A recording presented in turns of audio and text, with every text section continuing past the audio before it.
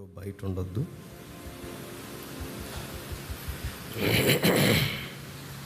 లోపలికి వచ్చేసేయండి. ప్రార్థన.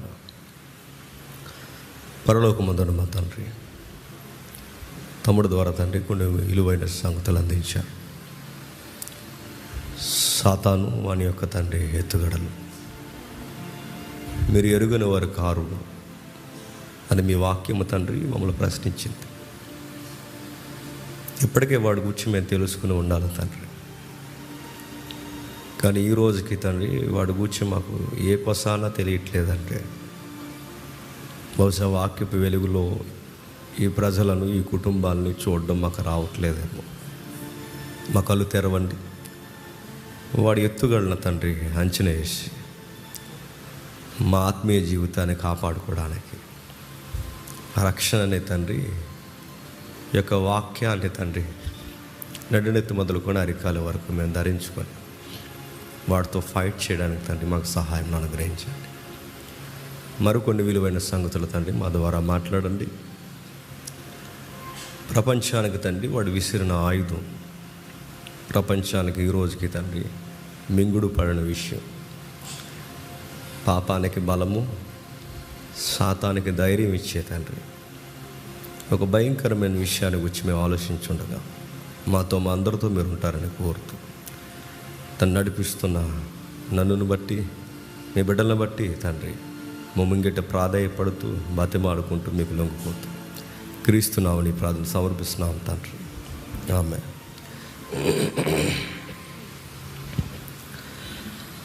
త్వరగానే ముగించుకునే ప్రయత్నం చేద్దాం.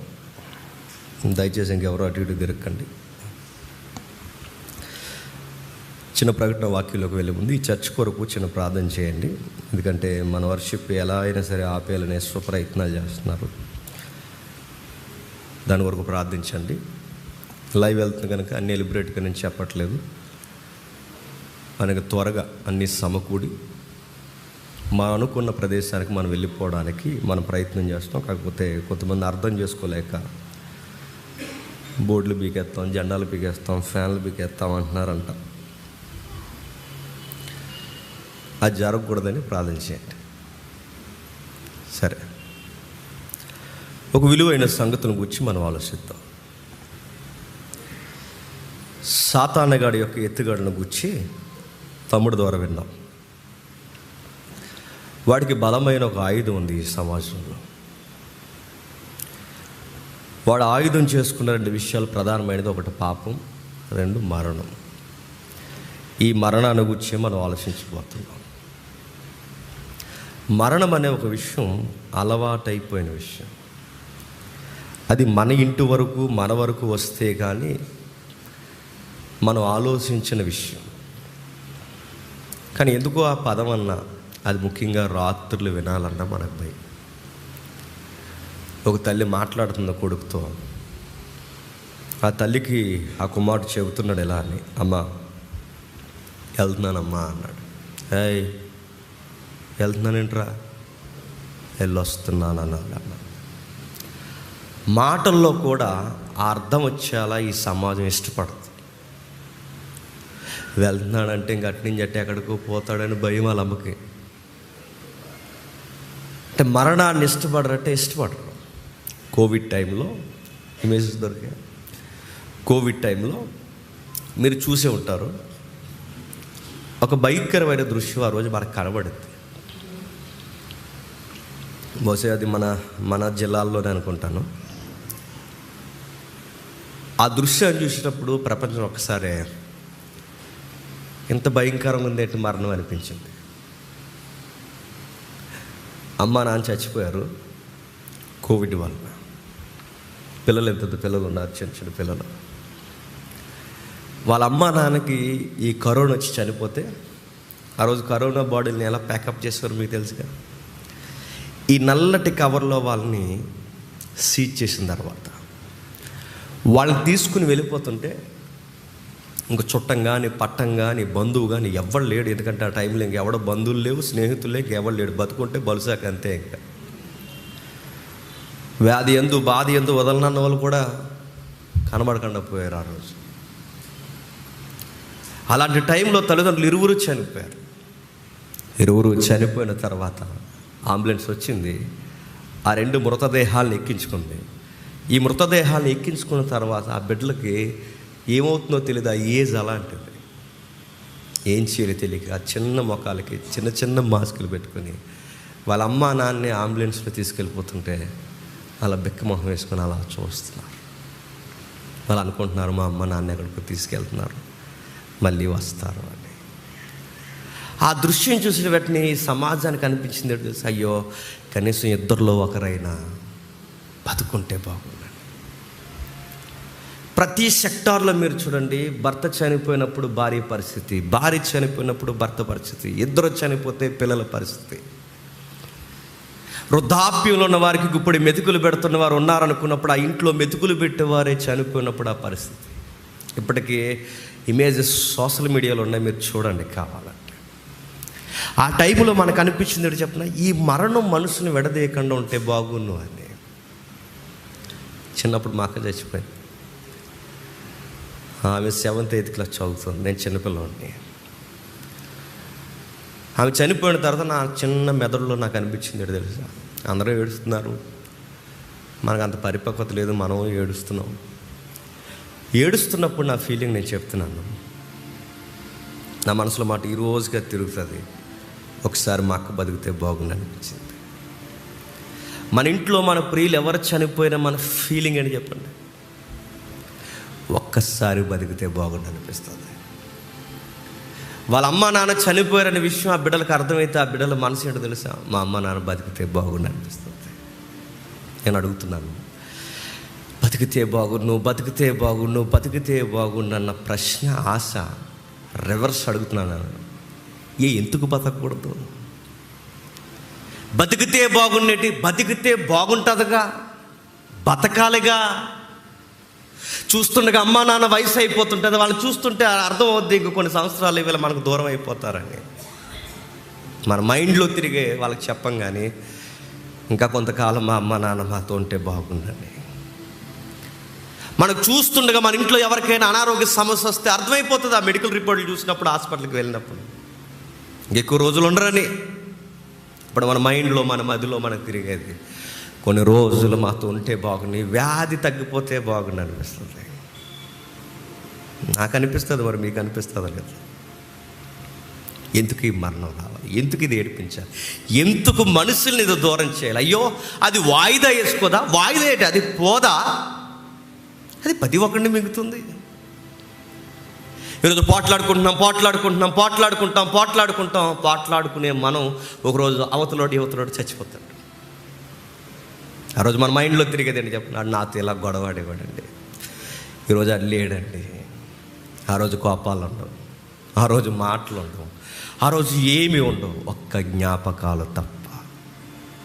అప్పుడు అనిపిస్తుంది, మనిషి ఉన్నప్పుడు ఆ విలువ మనకు తెలియదు, మనిషి వెళ్ళిపోతాడు, ఆ రోజు మనకు అనిపిస్తుంది, అనవసరంగా ఆ రోజు గొడవలు పెట్టుకున్నాను రా.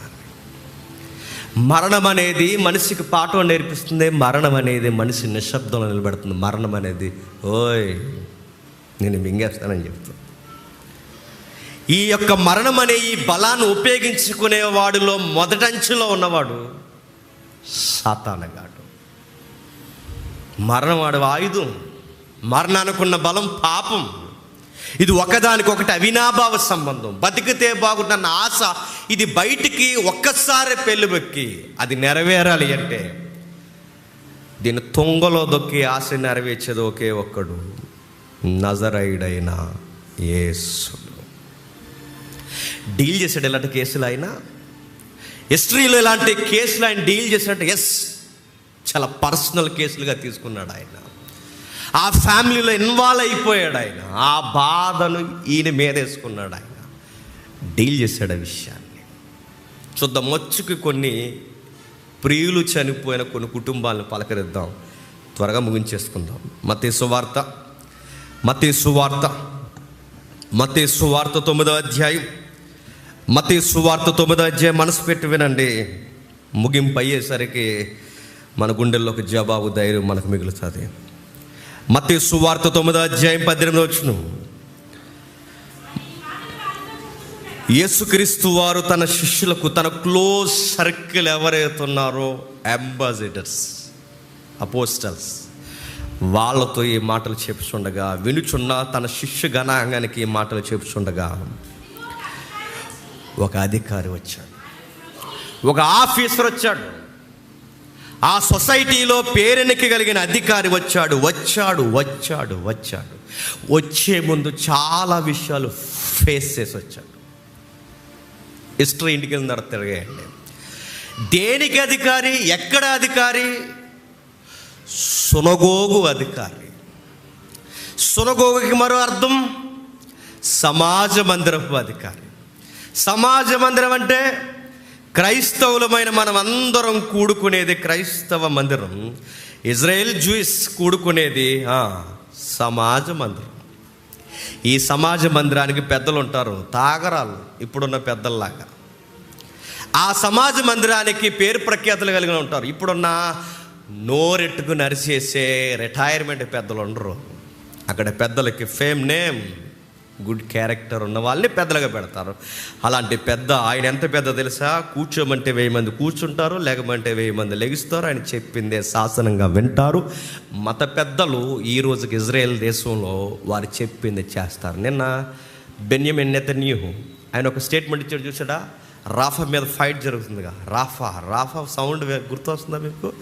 యెహోవా రాఫా అంటారు, చూసారా? యెహోవా రాఫా అంటే చేదు జలములను శుద్ధ జలములుగా మార్చి స్వస్థతగా ఆ ఆహారాన్ని నీళ్ళిచ్చిన ఆ కార్యానికి గుర్తు, ఆ ప్రాంతానికి పేరు రాఫా. రాఫా అంటే స్వస్థపరచువాడు. ఇప్పుడు రాఫా మీదే ఫైట్ జరుగుతుంది. ఆ రాఫా గురించి ఫైట్ జరిగితే ఈ ఐక్యరాజ్య సమితి వార్నింగ్ ఇచ్చింది ఇజ్రాయెల్కి. నీ యాటిట్యూడ్ ఏంటి? ఆ స్థానిక ఇజ్రాయెల్ గవర్నమెంట్లో, పార్లమెంట్లో నిలబడిన బెన్యమిన్ నథానియేలు మనకు అర్థమయ్యేలాగా స్టేట్మెంట్ ఇచ్చాడు. అయ్యా, మీ ప్రపంచ కితాబులు, మీ ప్రపంచ డిమాండ్స్తో మాకు సంబంధం లేదు.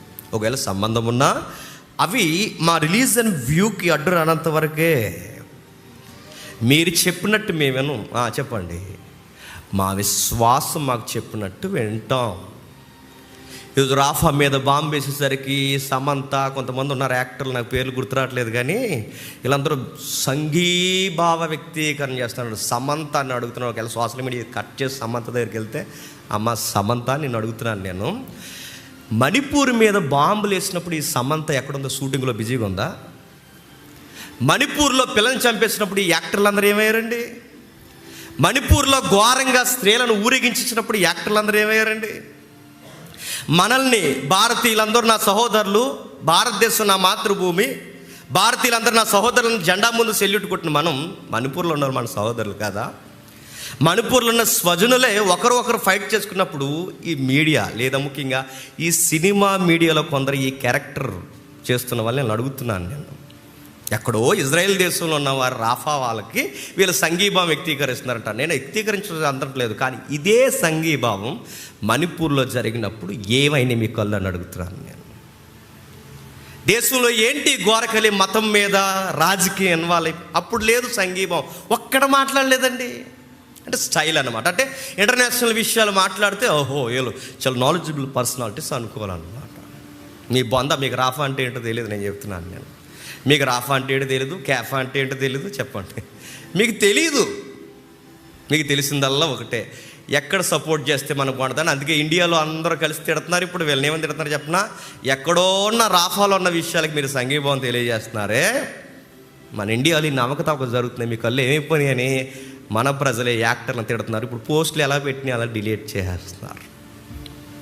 ఆయన మాట్లాడుతున్నాను, అప్పట్లో వీడి పేరు రూతమ్మలండి, ఎందుకు వచ్చిన గొడవ? సరే, విషయాన్ని పక్కన పెట్టండి. ఇలా సమాజ మందిరానికి అధికారులుగా పనిచేస్తున్న ఆయనకి ఒక గారాల పట్టి, గారాల కూతురు, గారాల తల్లి ఉంది, బంగారు తల్లి ఉంది. ఏమైందో అది ఏవేదో రికార్డ్స్లో లేదు, మెడికల్ రికార్డ్స్ లేవు ఇక్కడ. సంథింగ్ ఆ వ్యాధి మాత్రం ఖచ్చితంగా ఆ పిల్లని చంపేయడానికి వచ్చింది. ఆ పాప వయసు అప్పటికి ఎంత ఉంటుందంటే అక్షరాలు 12 సంవత్సరాలు. 12 సంవత్సరాల పిల్ల, ఉదార స్వభావం కలిగిన ఆ పెద్ద ఆయనకి చక్కటి బిడ్డ. ఆ బిడ్డను చూస్తే ఎందుకు మురిసిపోతుంటాడు ఆ పెద్ద ఆయన. ఆయనకు అధికారం ఉంది, పేరుంది, ప్రఖ్యాతులు ఉన్నాయి, అన్నీ ఉన్నాయి. ఆయనకి పేరు ప్రఖ్యాతులు ఎన్నున్నా ఆ బిడ్డను చూస్తే ఎక్కడో ఆశ. ఆయన నిలబడితే 1000 మంది నిలబడతారు, ఆయన కూర్చోమంటే 1000 మంది కూర్చుంటారు. కానీ ఈ బిడ్డ వాళ్ళ నాన్న కూర్చోమంటే ఈ పెద్ద ఆయన కూర్చుంటారు. ఎందుకో మరి తండ్రులకి చెప్పండి, ఆడపిల్లలకి కనెక్టింగ్ ఎక్కువ ఉంటుంది. పాలిచ్చి పెంచిన అమ్మకన్నా ఎందుకో ఫస్ట్ వర్డ్ వాళ్ళ నోటంట డాడీ అంటారు. నా ఎక్స్పీరియన్స్తో చెప్తున్నాను, నిజంగానే అంటారు. అలా అమ్మ అంటుంది, ఈ పాలిచ్చిన తల్లి, పాలిచ్చిన పెంచిన నేను గుర్తులేనే నీకు, చెప్పండి. ఫీల్ అవుతారు. సరే వదిలేయండి.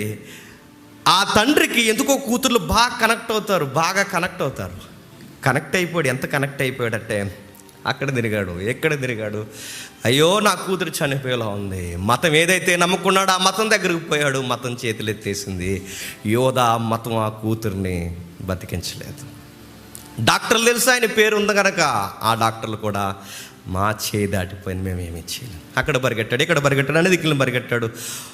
ఒక వార్త చెవులో పడేశారు ఎవరో, అయ్యా ఈ మరణం ఎవరో తీయలేరు. డాక్టర్లు కానీ, ఈ యొక్క పేరు ప్రఖ్యాతులు కలిగిన వారు కానీ, ఈ మత పెద్దలు కానీ ఎవ్వరూ మీ కూతుర్ని బతికించలేరు.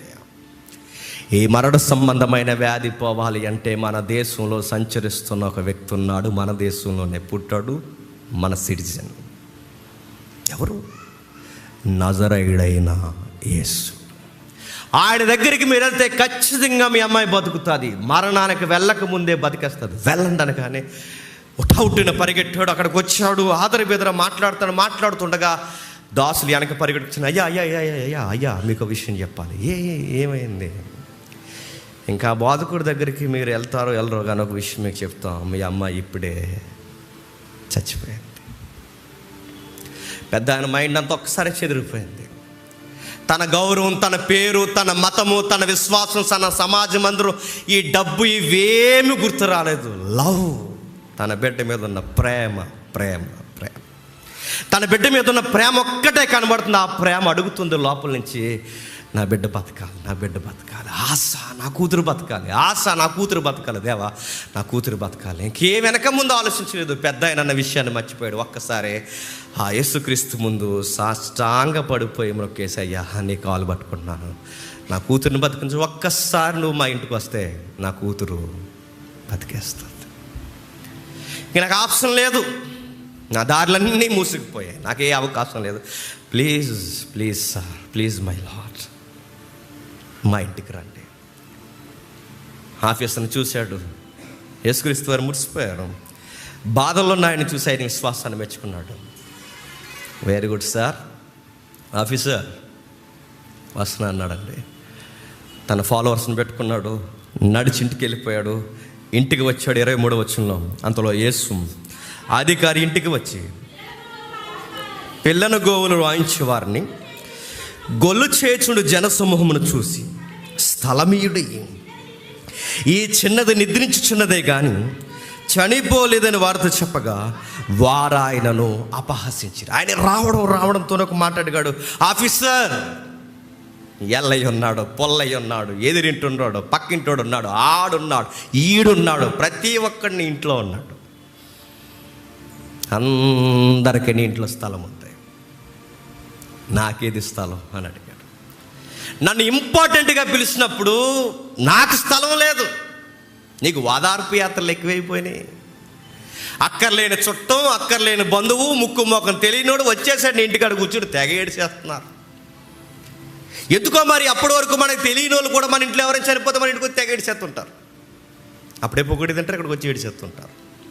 అక్కడ టీ తాగేస్తారు, వచ్చి ఏడిచేస్తారు. మన టెంట్ల కింద కూర్చుని మన పొగోడీలు తినేసి, మనం లేనప్పుడు పొగోడి తిని జోకులు వేసుకుని మాట్లాడుకుంటారు. మనం వచ్చేసరికి అయ్యో చచ్చిపోయాడు. బాధపడకండి,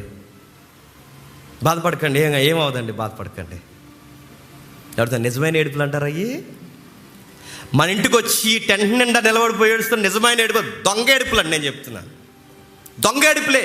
వాళ్ళ నిజముగా ఏడ్చే ఏడుపులు కాదు. కొంతమంది అదో రకమైన వాతావరణం ఉంటుంది, ఆ వాతావరణంలోకి వెళ్తులోకి ఏడ్చేస్తారు. అది ఆ ఏడుపు. అది కొన్ని మంది చూసారా, కొన్ని ఇమేజెస్, సీరియల్స్, సినిమాలు చూసినప్పుడు టీవీ చూస్తే ఏడ్చేస్తుంటారు. ఏడకు, ఏడకు, ఎదవాడు ఏడకు అంటారు.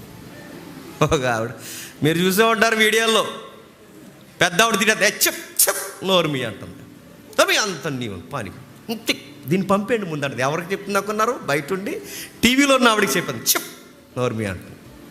ముసలి ప్లాస్టిక్ చైర్లోంచి లేచిపోతుంది. ఎవరితో గొడవడానికి? ఆ టీవీలో ఎవరు ఉన్నారు విలన్ క్యారెక్టర్, ఆవిడ హెచ్చి అంతా నీ వల్ల జరుగుతుంది నోర్మి అంటుంది. టీవీలోకి వెళ్ళిపోతా వెనకాల నుండి వెళ్ళిపోద్ది, అడ్డులేదు కానీ అడ్డున్నది కానీ. ఎంత ఇన్వాల్వ్ అయిపోతారో. యాక్టర్ ఏడుస్తుంటే యాక్టర్ని చూసి ఏడకరా రే అంతే రే మనుషులు ఏడవకరా. చిన్నప్పుడు సినిమా వెళ్ళాను అంతే రే ఇది ఏడకరా. ఆ వైలిన్ సౌండ్కి ఏడు చేసేవారు. అది అదే వేసాం మీరు ఏడాలని. దానికి ఏడ్చేసి ఎంత ఇన్వాల్వ్ అయిపోయారు. ఆ వాతావరణంలోకి వచ్చిన ప్రజలు ఏడుస్తారు. అక్కడ టెంట్ కింద కూర్చుని ఏడుతున్నారు, ఇంటి ముందు కూర్చుని ఎందుకు ఏడుస్తున్నారు? నీ ఇంటికి నా ఇంటికి జనం రారు, గుర్తుపెట్టుకో. ఎందుకంటే మన ఎమ్మెల్యేలం కాదు, ఎంపీలం కాదు, డబ్బున్న వాళ్ళం కాదు, కోట్ల రూపాయలు లేవు. ఇప్పటికిప్పుడు 4 చుట్టాలు మన ఇంటికి వస్తే వాళ్ళని ఎక్కడ పడుకోబెట్టాలన్న ప్లేస్ మనకు లేదు. మనకంత సీన్ లేదు. మన ఇంటికి ఎవడు వస్తాడు? మనకి ఏదైనా ఫంక్షన్ ఉంటే వస్తాడు. నువ్వు పిలిస్తే 1000 మంది వస్తారా? నేను పిలిస్తే 1000 మంది వస్తారు. ఎవరు వస్తారు చెప్పండి? ఈయన ఇంటికి ఎందుకు వచ్చారు? పిలవకపోయినాయి పిలవని చుట్టాలు ఎంతమందికి ఎందుకు వచ్చారు? ఆయన అధికారి కనుక, ఆయన దగ్గర డబ్బులు ఉన్నాయి కనుక. అధికారి ఇంట్లో ఏం జరిగినా ఊళ్ళో కుక్కల కంట చెప్పండి. ఊళ్ళో పెళ్ళి చెప్పండి. ఎందుకు? అది పెళ్ళి. వాటికి అడావుడి అడుగుతున్నాను. ఎమ్మెల్యే గారి ఇంట్లో వాళ్ళ అబ్బాయికి బర్త్డే జరిగితే ఈడు ఎక్కడ ఈదులోకి ఎగ్గోహేస్తుంటాడు. ఎందుకురా? మీ అబ్బాయి బర్త్డే నీకు తెలుసు? అసలు మీ ఆవిడ బర్త్డే తెలుసా? నీకు తెలీదు. ఆయన కేక్ ఈడు కోసేస్తుంటాడు. అక్కడ సినిమా యాక్టర్కి ఏదో జరుగుతుంది, ఈడు కోసేస్తుంటాడు. ఆ సినిమా యాక్టర్ నాన్నగారు చచ్చిపోతాడు, ఈడు సంతాపం తెలియజా ఎక్కడి నుండి. అంటే అధికారులు ఉన్న యాక్టర్లకు ఏమైనా జరిగితే ఆ ఫీలింగ్ ఎక్స్ప్రెషన్ ఇస్తారు. అలాగే వచ్చారు. ఆఫీసర్ ఇలా రా, నేను మీ ఇంట్లోకి రావాలంటే ఇలా బయటికి పోవాలి, వేలుంటే నేను రాను, నేనుంటే వేలు ఉండకూడదు, కండిషన్స్ అప్లై అవుతాయి. ఏమంటా ఆఫీసర్? సరే ఎందుకు పంపించాలని క్రోషన్ అడక్క ముందు అక్కడ ఆ రికార్డు మనకుంది. వాళ్ళ అపహాస్యకులు. దేవుని కార్యాలు చూడడం రాదు వాళ్ళకి, దేవుని కార్యాలని మహిపరచడం రాదు వాళ్ళకి. ఆయన వచ్చి అన్నాడు, ఈ చిన్నది నిద్రించుచున్నదే కానీ చనిపోలేదని. కానీ అన్నారు. నిద్రవుతుందా? అంటే మీ ఉదయం నుంచి చూసిందంతా ఒట్టిదేనా? నిద్రవుతుందంట. చూడండి ఆయన ఏమంటే నిద్రవుతుందంట. ఎంత అటకారం చేశారో, ఎంత అపహాస్యం చేశారు. అందుకే ఈ అపహాస్కులను బయటికి పంపించేయాలి. ఆఫీసర్ నీ కూతురు బతకాలి.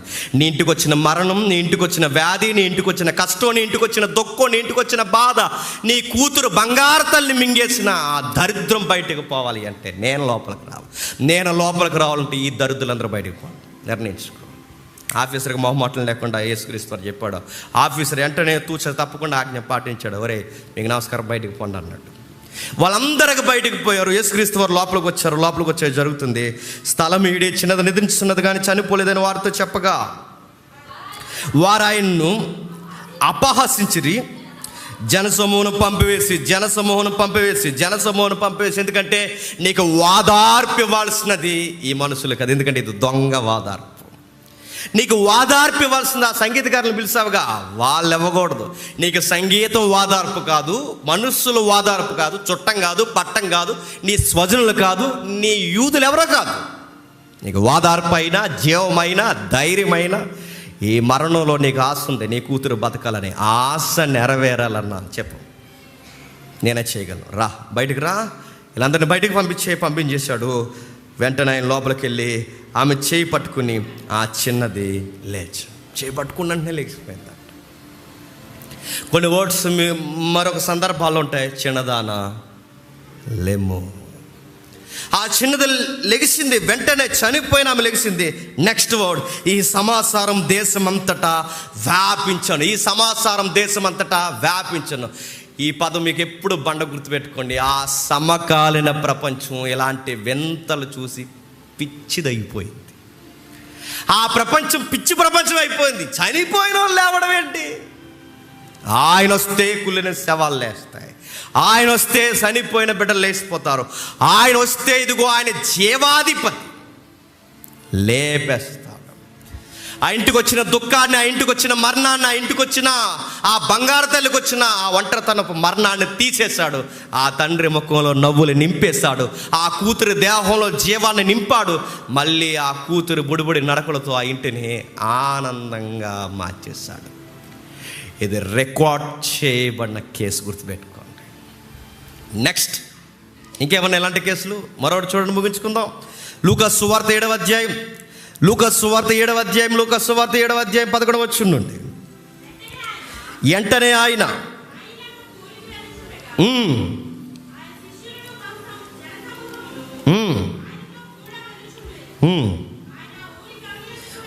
సందర్భం మీకు తెలుసు. 20.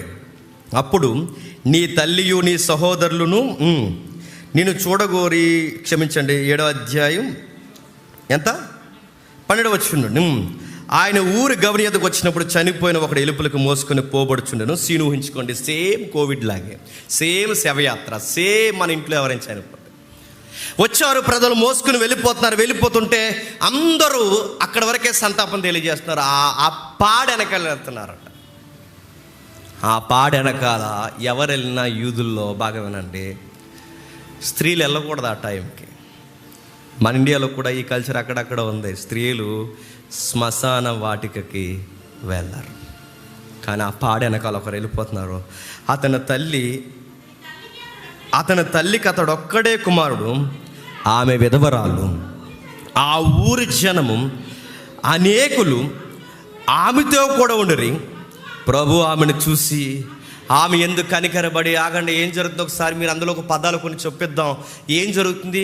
ఆమె విధవరాలు, భర్త లేడు, ఆమెకు ఆదరణ లేదు, ఆమెకు ఎవ్వరూ లేరు. తనకున్న మగదిక్కు ఎవరైనా ఉన్నారంటే ఆ ఎదుగొచ్చిన ఒక్క బిడ్డ. ఆ ఎదుగొచ్చిన ఒక్క బిడ్డ ఇప్పుడు ఏమయ్యాడు? చనిపోయాడు. పాడి తీసుకుని వెళ్ళిపోతున్నారు. ప్రజలందరూ తన దగ్గర ఉన్నారు. ఇప్పుడు తన మదిలో ప్రశ్న నేను అడుగుతున్నాను, చెప్పండి, ఈ చుట్టూ ఉన్న వాళ్ళు ఎన్ని రోజులు ఉంటారు? మిమ్మల్ని అడుగుతున్నారు. మన ఇంటికి ఏడడానికి వస్తారు కదా, ఎన్ని రోజులు ఉంటారు? 1 వీక్, 2 వీక్స్, 3 వీక్స్ ఉంటారా? మళ్ళీ దరిద్ర సెంటిమెంట్ ఉందని చెప్పిన వెళ్ళే ముందంట చెప్పకుండా వెళ్ళిపోలేడు. ఇంకెంత బాధగా ఉంటుందండి.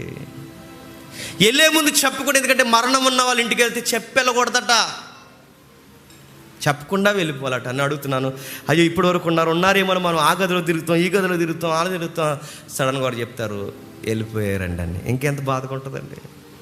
నేను అడుగుతున్నాను, మన చుట్టూ ఏడుస్తున్న వాళ్ళు ఉంటారనుకుంటున్నారా? ఆ విషయం నేను గమనిస్తాం లేదు నాకు తెలియదు, కానీ మన ప్రభువు గమనించాడు. ఆ మెదవరాళ్ళు ఒకే ఒక్క బిడ్డ, తన గుండెల్లో ఉన్న ఆ బాధ ఏంటో తెలుసా?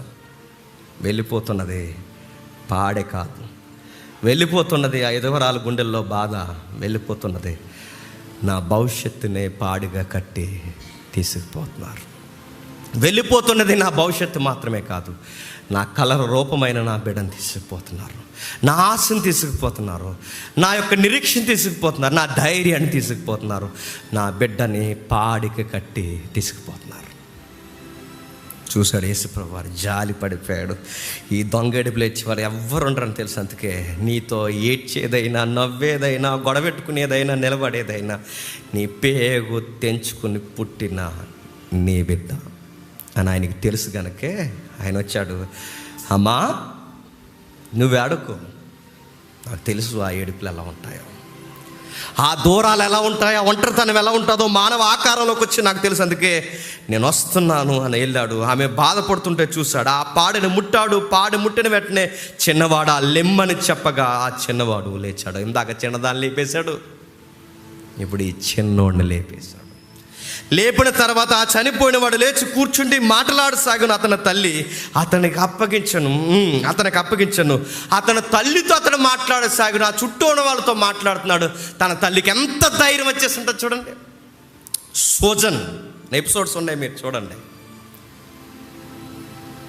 మనకి నెట్ఫ్లిక్స్లో దొరుకుతున్నాయి, యూట్యూబ్లో అప్లోడ్ అవుద్ది. నెక్స్ట్ ఇంకొక యాప్ ఉంది, ఏంజల్ యాప్ అని ఒక యాప్ ఉంది. యాప్ డౌన్లోడ్ చేసుకోండి. సోజన్ అనే ఎపిసోడ్స్ మీరు చూడండి. ఇలాంటి మిరాకిల్స్ వాళ్ళు రికార్డ్ చేసి నేను చెప్తున్నాను. నువ్వు మంచి సౌండ్ పెట్టుకుని, ఇయర్ ఫోన్స్ పెట్టుకుని వీటిని ఇలా బిట్స్కి ఎపిసోడ్స్గా తీస్తారు వాళ్ళు. ప్రత్యేకించి గాస్పల్నే తీస్తారు వాళ్ళు సీరియస్గా. వాడిని చూడు, నేను చెప్తున్నాను, ఎంత ఏడుస్తావో నీ మైండ్లో ఇంకా అలాగా దృశ్యం తిరుగుతూ ఉంటుంది. ఆ రోజు ఈ మిరాకిల్ ఎలా జరిగిందా నాకు చదివితే అర్థమయ్యేదనిపిస్తుంది. మీరు ఊహించుకోండి, ఆ తల్లి ఒక్కసారి ఆ శవమైన కొడుకుని ఎలా హత్తుకుని ఉంటుంది, ఎలా దగ్గర లాక్కుని ఉంటుంది. వీళ్ళిద్దరూ కలిసి ఎవరైపు చూసుంటారు చెప్పండి? యేసుక్రీస్తు వారి వైపుకి. ఊరంతా ఎవరి వైపు చూసింది చెప్పండి? యేసుక్రీస్తు వారి వైపుకి. వాళ్ళంటేనే భయాక్రాంతులు అయిపోయి మనలో గొప్ప ప్రవక్త బయలుదేరి ఉన్నాడు, దేవుడు మన ప్రజలకు దర్శనమిచ్చి ఉన్నాడని దేవుణ్ణి మహిమపరచండి. మళ్ళీ నేను అడుగుతున్నాను, ఆ రోజు యేసుక్రీస్తు వారు భూమి మీద ఉన్నప్పుడు చిన్నది బతికేసింది. ఆ రోజు యేసుక్రీస్తు వారు భూమి మీద ఉన్నప్పుడు చిన్నవాడు బతికేశాడు. ఇప్పుడు ప్రశ్న, ఇప్పుడు కూడా ఆయన ఉంటే ఏమవుతారు చెప్పండి? బతికేస్తారు. ఉంటే బాగుండి అనిపిస్తుంది కదండి. ఉంటే ముందు మా నాన్నమ్మను బతికించేస్తానండి. నేను నిజంగా చెప్తున్నాను, మా నాన్నమ్మను బతికించేస్తాను, మా అక్కను బతికించేస్తాను. నా సైడ్ నుంచి నా ప్రియులు కొంతమంది ఉన్నారు, నన్ను మార్చి వాడి వ్యసనాలకు గురైపోయి చచ్చిపోయాడు ఒక సహోదరుడు. వాడు నాకు సువార్త చెప్పాడు, వాడు లోకంలోకి పోయాడు. నాకు ఎప్పటికీ నన్ను తింటుంది, ముందు ఆడిని కూడా బతికించేస్తాను. ప్రభువులను బతికించాను. అడుగుతున్నాను, ఆ రోజు ఆయన ఉన్నాడు, బతికేశాడు. మరి ఈ రోజు ఆయన మనకి భౌతికంగా లేడు, మరి బతకాలి. ఈ సమాచారం అంతా 17 ఆయన కూర్చుని ఈ సమాచారం యోధ అంతటా చుట్టుపక్కల ప్రదేశంలోకి వ్యాపించను గుప్పమని మాట్లాడుకుంటాను. మళ్ళీ ఈ సందర్భంలో ఆ సమకాలీన ప్రపంచం పిచ్చిది అయిపోయింది. అంతే. ఎలా ఉంటుందండి? మీకు ఎలా ఉందో లేదు కానీ ఉదాహరణ చెప్తాను వినండి. ముసలి చచ్చిపోయిందని పాడిగట్టి శ్మశానానికి తీసుకెళ్ళిపోయారు. ఇండియన్ ట్రెడిషన్లో లాస్ట్ పిడకెడతారు. ఈ లాస్ట్ పిడకెడుతున్నారు మన ట్రెడిషనల్గా. ఆ లాస్ట్ పిడకెట్టినప్పుడు దొగ్గింది. పరార్, కాటి కాపరి పరార్, మనవళ్ళ పరార్, చుట్టం పరార్, లేచిపోయింది. పిడకెడుతున్నప్పుడు అది దొగ్గింది. ఒరే ఆగండ్రా అంది. ఆగం. కాటి కాపరి ఆగలేదు, చుట్టం ఆగలేదు, మనవళ్ళు ఒరే ఆగం లెగిసిపోయి పెట్టే ఆగం వెళ్ళిపోయారు. ఒక్కడ ఆగలేదు. శవాలను అంటించిన కాటి కాపరి ఆగలేదు. తర్వాత వార్తల్లోని సారం, చనిపోయింది అనుకొని తీసిపోయారట. మరి ఏ కోడలకు అడ్డొచ్చిందో తెలియదు. మరి చనిపోయింది అనుకొని తీసుకెళ్ళిపోయారట. ఎందుకంటే ముసలివారు డొక్కలు లోపల లాగేసి ఉంటాయి కదండి. వాళ్ళకేమో జీరో ప్యాక్లు ఉంటాయా? వాళ్ళకి డొక్కలు లోపల లాగాడు, ఆ బ్రీతింగ్ అవుతుందో లేదో తెలియదు. తీసుకెళ్ళాడు. లాస్ట్లో దొగ్గితే అరే ఒక స్పృహ తప్పినట్టుండి చనిపోయింది అనుకున్న ఆవిడ కదిలితేనే ఎంత కంగారు అయిపోతే, నిజంగా చనిపోయిన వాళ్ళు వస్తే కంగారు అయిపోని చెప్పండి. మోసన్స్ అయిపోతాయి, ప్రపంచం పిచ్చిది అయిపోద్ది. నిజంగా అయిపోయిందంటే ఒక రికార్డ్ ఉంది. మరొక రికార్డ్ నేను ముగించేస్తున్నాను. యోహాను సువార్త 11వ అధ్యాయం. యోహాను సువార్త 11వ అధ్యాయం. ఇక్కడ జాగ్రత్తగా కొంచెం సైన్స్ ఉంది, ఇక్కడ కొంచెం జాగ్రత్తగా వినండి. 11వ అధ్యాయం 9వ వచనం చూద్దాం. ముందు క్షమించండి, 12వ అధ్యాయం 9వ వచనం.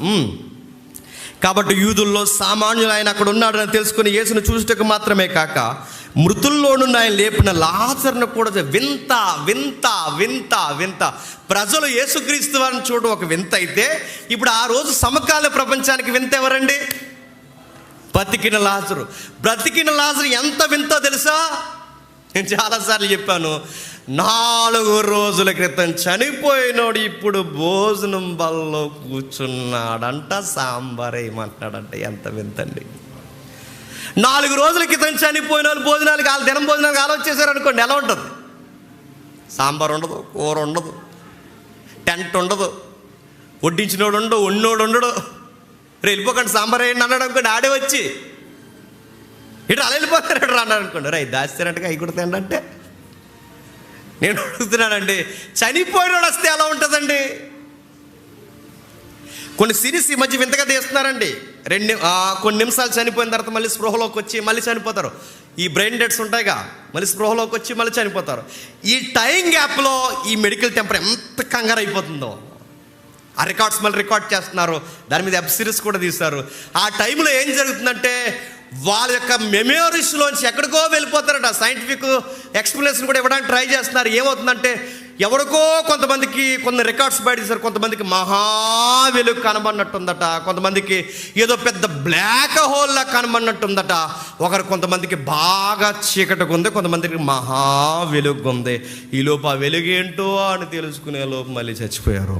ఆ చీకటి ఏంటో అని మళ్ళీ వివరించే లోపు మళ్ళీ చనిపోయారు. ఇప్పుడు ఆ వెలుగు చీకటి ఏంటో అర్థం కాక కంగారైపోయి కొంతమంది చచ్చిపోతున్నారు.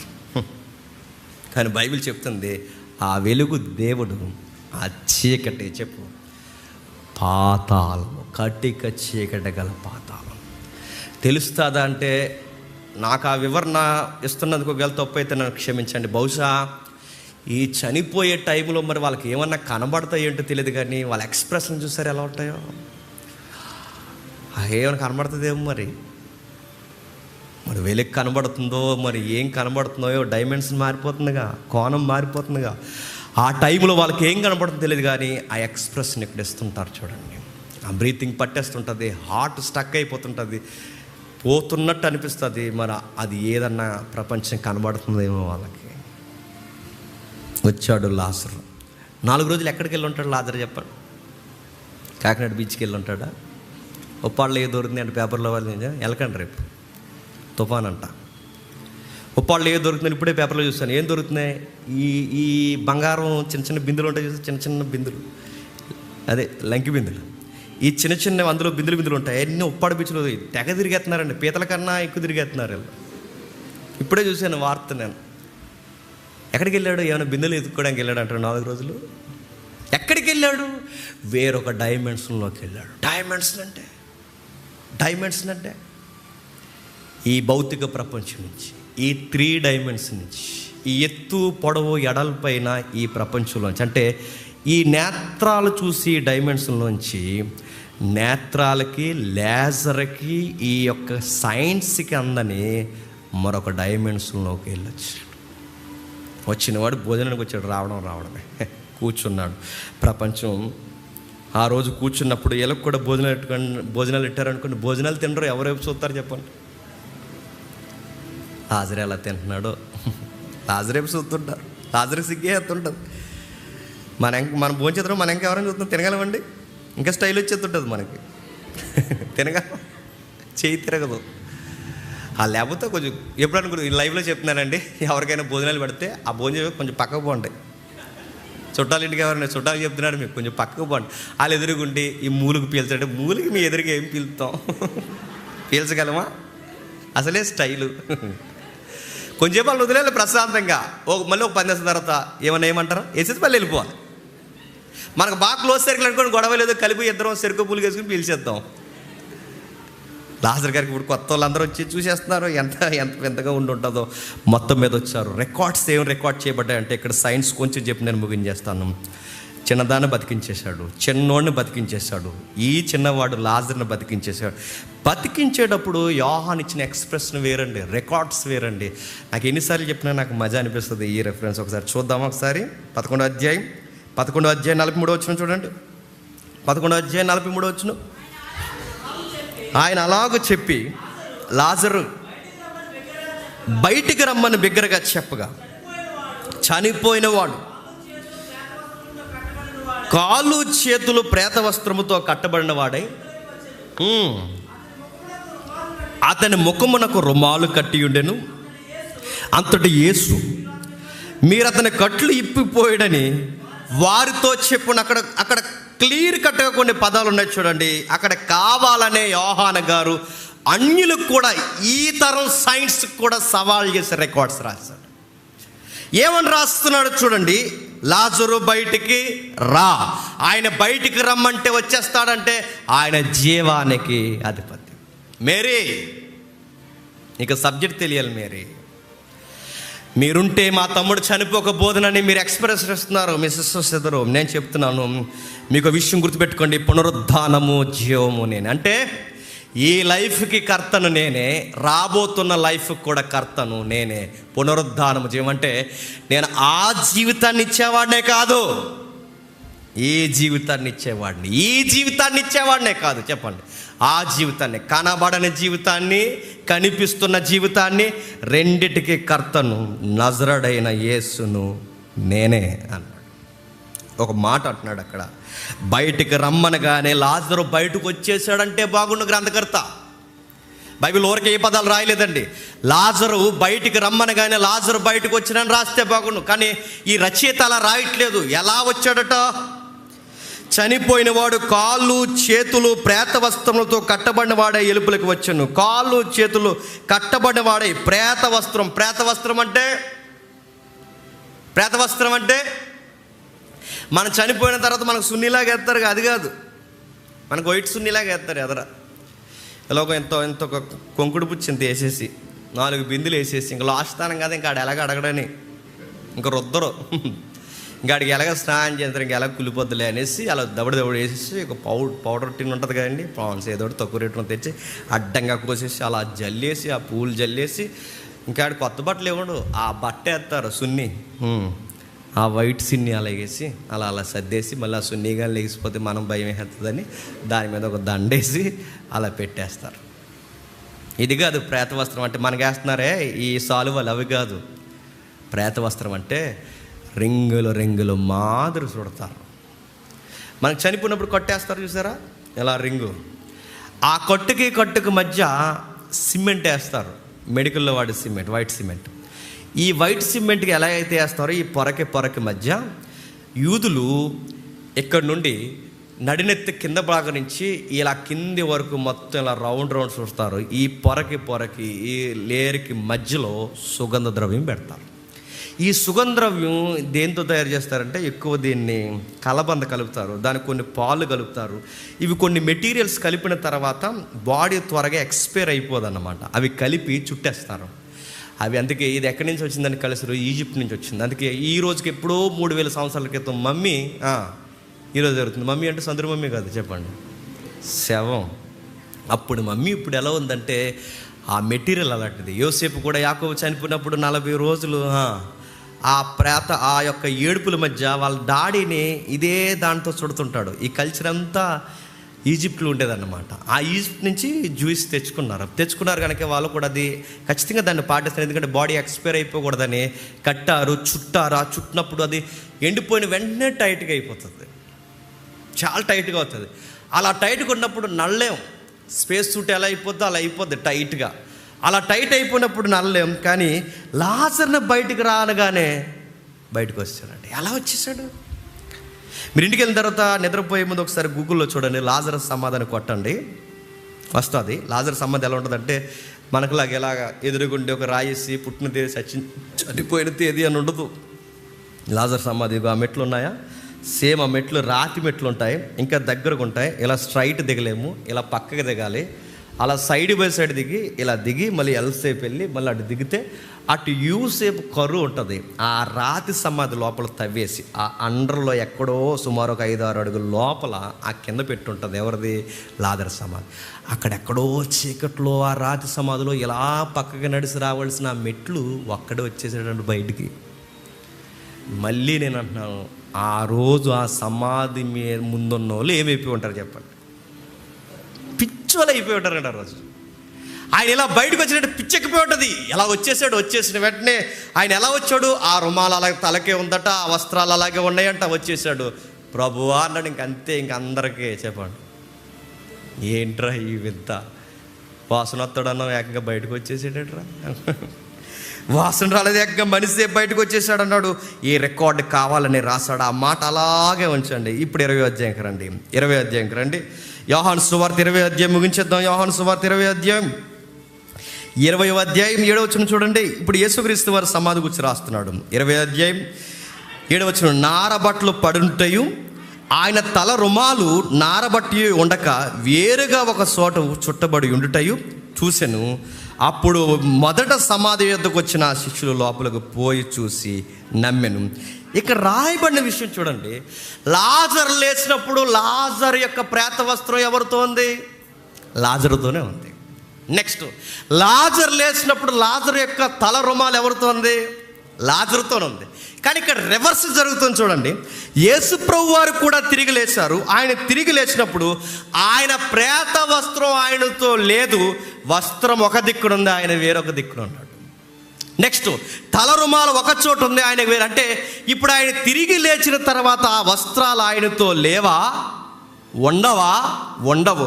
ఏం చెప్పాలనుకుంటున్నాడు ఈ రచయిత? ఏం సైన్స్ ఏం చెప్పాలనుకుంటున్నాడు ఏంటంటే, లాజరు తిరిగి లేచింది 60 ఏళ్ళ జీవితంలోకే లేచాడు. యేసు ప్రభు తిరిగి లేచింది చెప్పండి మరొక డైమెన్షన్లోనికి లేచాడు. అంటే ఏంటి సార్ అంటే, విజిబుల్ ఇన్విజిబుల్ అంటారు. దృశ్యము చెప్పండి, అదృశ్యం.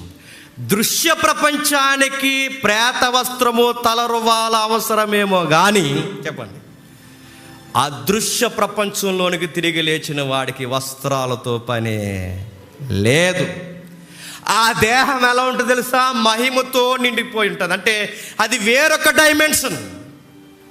చాలామంది అడుగుతారు, దేవుడు మాకు కనబడట్లేదు, దేవుడు మాకు కనబడలేదు అంటే, నీకు ఎందుకు కనబడతాడు? చచ్చిపో, కనబడతాడు. చచ్చిపోతే ఎలా కనబడతాడంటే, నువ్వు వేరొక డైమెన్షన్లోకి వెళ్తావు. అంటే నీకు వేరొక డైమెన్షన్ వస్తుంది, వేరొక కోణం ఉంది.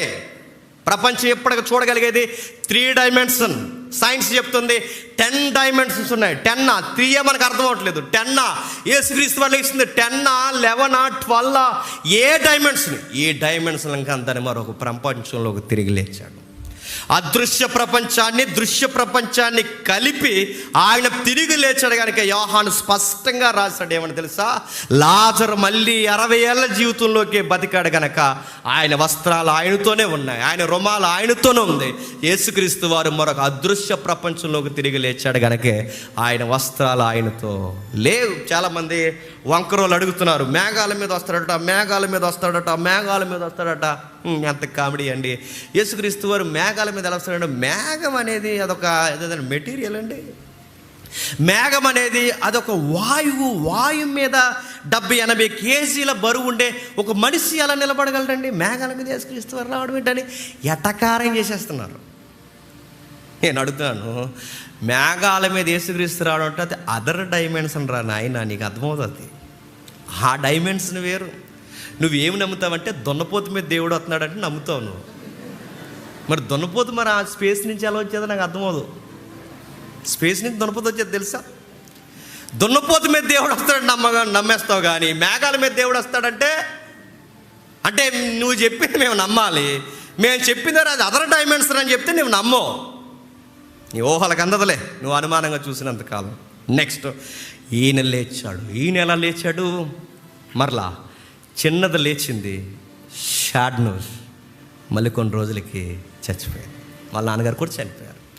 చిన్నవాడు లేచాడు, కొన్ని రోజులకి చనిపోయాడు. వాళ్ళ అమ్మగారు కూడా చనిపోయారు. నెక్స్ట్ లాజరు లేచాడు, లాజరు కూడా కొన్ని రోజులకి చనిపోయాడు. యేసుక్రీస్తు వారు తిరిగి లేచాడు, ఇంకెప్పటికీ మరణించాడు. అదే మన నిరీక్షణ, అదే మన ఆశ. అంటే ఆయన ఏం చూపించాలనుకుంటున్నాడంటే, మొదటి రాకల్లో నేను వచ్చినప్పుడు ఇదిగో ఈ మరణానికి మూలం ఒకటి ఉంది, పాపం. ఆ పాపాన్ని తీసేశాను. నెక్స్ట్ మరణానికి మూలమైన పాపాన్ని తీసేశాను. నెక్స్ట్ పాపానికి మూలమైన మరణాన్ని తీసేయడానికి రెండవ రాకల్లో రాబోతున్నాను.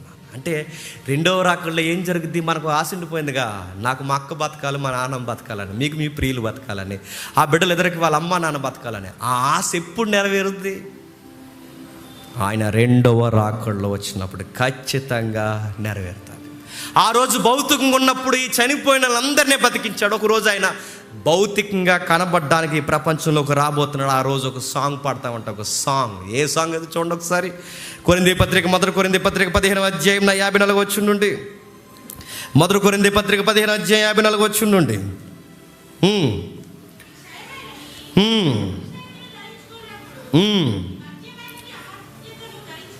ఈ మర్త్యమైనది అమర్త్యతను ధరించుకున్నప్పుడు రాయబడిన వాక్యము నెరవేరును. సాంగ్ ఇది, గుర్తుపెట్టుకోండి. ఇప్పటి నుంచే నేర్చుకోండి. ఒకరోజు మనం పాడబోయే సాంగ్ ఇది. ఆ రోజు ప్రపంచం చివరి గీతం ఇది. నేర్చుకోండి, బట్టి పెట్టండి. ఆ పాట ఏంటో చెప్తున్నారు చూడండి. ఓ మరణమా నీ విజయం ఎక్కడ? ఓ మరణమా, మమ్మల్ని ఎంత ఏడిపించిన నీ ముళ్ళెక్కడ? మరణపు ముళ్ళు పాపము, పాపానుకున్న బలము ధర్మశాస్త్రం, వీటన్నిటిని సిలువ కేసు కొట్టేసిన యేసు నాదుడు మూలముగా మనకి జయము జయము జయము. దేవునికి స్తోత్రము స్తోత్రము స్తోత్రము. ఇది ఫైనల్గా ప్రపంచం పాడబోయే పాట, గుర్తుపెట్టుకోండి. ఆ రోజు మనం పాడబోయే పాట, మరణమా తల్లిని తండ్రిని విడదీస్తావు, పిల్లల్ని బిడ్డల్ని విడదీస్తావు, భార్యని భర్తని విడదీస్తావు, స్నేహితుల్ని విడదీస్తావు, వ్యాధులతో బాధలతో ఇబ్బంది పెట్టి తల్లిదండ్రులని దూరం చేసి పడేస్తావు. మరణమా సిగ్గుపడిపో, ఇంక నువ్వు మమ్మల్ని ఏమి చేయలేవు, మమ్మల్ని ఏమీ చేయలేవు అనడానికి నిన్నే తొంగలో దొక్కున్నాడు, మా చేయి పట్టుకున్నాడు. ప్రతి ఒక్కరి ఆశ ఒక రోజు నెరవేరుతుంది. అది ఎంత బాగుంటుందంటే ఆ రోజు మన ప్రియులు మనతో పాటు తిరిగి చెప్పండి లేస్తారు. ఆ లైఫ్ ఎలా ఉంటుందంటే చాలా బాగుంటుందండి. ఆ లైఫ్ తుమ్ములు ఉండవు, తొగ్గులు ఉండవు, అలసర్లు ఉండవు, బీపీలు ఉండవు, షుగర్లు ఉండవు, తెల్లంటికలు రావు, గోద్రేజ్ ఆయిల్తో పని ఉండదు, ఏ ఇబ్బందులు ఉండవు. అసలు ఆ ఫోటోకి ఈ ఫోటోకి ఎంత తేడా వచ్చిందని ఇబ్బందులు ఏముండవు. ఆ లైఫ్ ఎవర్ లాస్టింగ్ లైఫ్.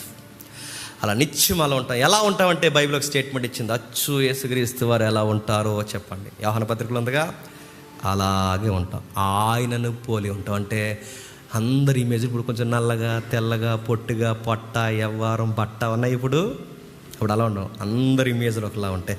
మరి అందరూ ఒకలా ఉంటాయి, ఎలా గుర్తుపడతామండి అంటే ఆయన గుర్తుపడతాడులే, ఆయనకి తెలుసు. అలా ఎలా గుర్తుపడతాడు? ఆ డైమెన్షన్ వేరు, ఇందులో అయితే గుర్తుపడతాం కానీ అందులో గుర్తుపడతాం, అందులో అన్నీ తెలిసిపోతాయి. ఆయనని పోలు ఉంటాం, ఆయనలాగే ఉంటాం. అందరం ఒకే ఇమేజ్లో దేవదూతల్ని పోలు ఉంటాం. ఆ లైఫ్ రాబోతుంది.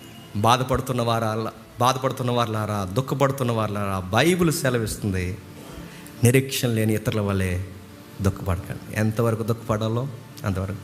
మన ప్రియులు చనిపోయారని బాధపడతాం, కానీ అదర్ సైడ్ ఎక్కడో ఆ దుఃఖంలోంచి ఒక ధైర్యం, ఒకరోజు మళ్ళీ మా ప్రియులను మేము చూస్తాం. ఈ రెండు కళ్ళుతో నా దేవుడిని ఒకరోజు మేఘాల మీద చూస్తా అన్నది ఎంత వాస్తవమో, ఇదే రెండు కళ్ళుతో నా చనిపోయిన నా ప్రియులు క్రీస్తునందు నిద్రించిన వారైతే ఇదే రెండు కళ్ళుతో నా యేసు ప్రభుతో పాటు నా ప్రియులను కూడా చూస్తాను. అలాగే కళ్ళు మూసుకోండి, ప్రార్థన చేసుకుందాం. పరలోకమందున్న మా తండ్రి, సంఘానికి వస్తున్న ప్రతి ఒక్కరి కొరకు ప్రార్థిస్తున్నాం దేవా. ముఖ్యంగా శ్రీకాంత్ అన్న కొరకు, కుటుంబం కొరకు, వదనమ్మ కోసం తండ్రి ప్రార్థిస్తున్నాం. తనకి తన బిడ్డకి కలిగిన అనారోగ్య సమస్యను బట్టి ప్రార్థిస్తున్నాం తండ్రి. మీ కుమారుడికి తన కుటుంబం యొక్క అనారోగ్య సమస్యలు తండ్రి మీ పరిచర్యకి ఆటంకం కాకుండా ఆ కుటుంబానికి స్వస్థతను అనుగ్రహించండి. తల్లిని బిడ్డని తండ్రి మరింత ఆరోగ్యంతో మీరు నిలబెట్టండి. అన్న మళ్ళా మాతో కలుసుకుని తండ్రి ఈ ఆరాధనలో, ఈ పరిచర్యలో పాల్గొనడానికి తండ్రి ఆయనకు అన్ని విధాలుగా సమాధానాన్ని అనుగ్రహిస్తారని కోరుతున్నాం. అలాగే తండ్రి నూతనంగా జత చేయబడిన తమ్ముడిని బట్టి చెల్లిని బట్టి ప్రార్థిస్తున్నాం. ఈ వారంలో జరిగిన వివాహాన్ని బట్టి మీకు స్తుతులు దేవా. వారిలో తండ్రి మరింత ప్రేమ, మరింత అనురాగము తండ్రి ఆ రెండు కుటుంబాలు తండ్రి తమ్ముడు చేస్తున్న పరిచర్యకు అనుకూలంగా ఉండడానికి సహాయం దయచేయండి. ఇంకెవరెవరైతే ఏ ప్రార్థన అవసరతల కొరకు తండ్రి ఈ ప్రార్థనను ఏకీభవిస్తున్నారో వారందరినీ జ్ఞాపకం చేసుకోండి తండ్రి. వారికి అన్నిలకు సమాధానం అనుగ్రహించండి. వారి దుఃఖానికి తండ్రి పూదండ దయచేయండి. వారు తిరిగి వెళ్తున్నారు, క్షేమంగా వారిని నడిపించండి. ఈ వాక్యము చేత తండ్రి వారిని ఆదరించండి. వీరిని మర్చిపోక తండ్రి సత్యమందు వారిని బలపరచండి. వారి ఉద్యోగాల్లో, వారి పనుల్లో, వారి వ్యాపారాల్లో, వారి వ్యక్తిగతమైన చదువుల్లో, వారి ప్రయత్నాల్లో, వారి సంసారాల్లో, వారి స్నేహాల మధ్య అన్ని విషయాల్లో తండ్రి మీ తోడు నీడ మీ రెక్కల చాటును వారిని కాపాడతారని కోరుతూ మా శత్రువులను, మా మిత్రులను అందరినీ మీ చేతులకు అప్పగిస్తూ క్రీస్తున్నాము నీ ప్రార్థన సమర్పిస్తున్నాము తండ్రి. ఆమేన్. మన తండ్రి అయిన దేవుడి ప్రేమయు, కుమారుడైన యేసుక్రీస్తు వారి యొక్క కృపయు, పరిశుద్ధాత్మ దేవుని యొక్క అన్యోన్య సహవాసం ఇప్పుడు ఎల్లప్పుడూ మనందరికీ తోడై నడిపించుగాక. ఆమేన్. ఆమేన్. ఆమేన్. జాగ్రత్తగా వెళ్ళండి.